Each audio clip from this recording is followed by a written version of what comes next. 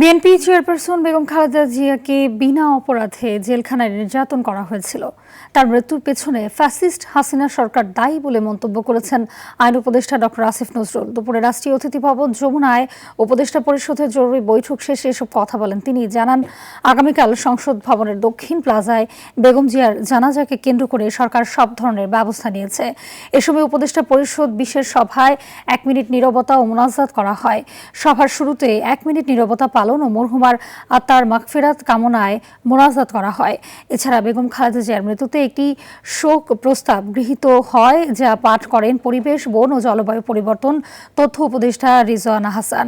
বিদেশে বাংলাদেশের মিশনগুলোতে সাবেক প্রধানমন্ত্রী মৃত্যুতে শোক বই খোলা হবে বলে সভায় সিদ্ধান্ত গৃহীত হয়।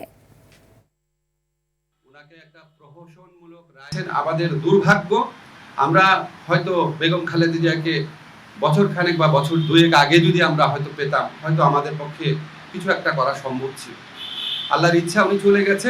তবে আমাদের জন্য সবচেয়ে বড় আনন্দের ব্যাপার হচ্ছে উনিও সারা দেশের মানুষের সম্মান, শ্রদ্ধা এবং ভালোবাসা নিয়ে বিদায় নিয়েছে।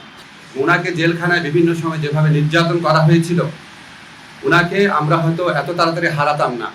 আমি ব্যক্তিগতভাবে মনে করি বেগম জিয়ার এই মৃত্যুর পিছনে ফ্যাসিস্ট যে প্রধানমন্ত্রী ছিলেন শেখ হাসিনা এবং ওনার যে সরকার আছে, অবশ্যই তার দায় রয়েছে।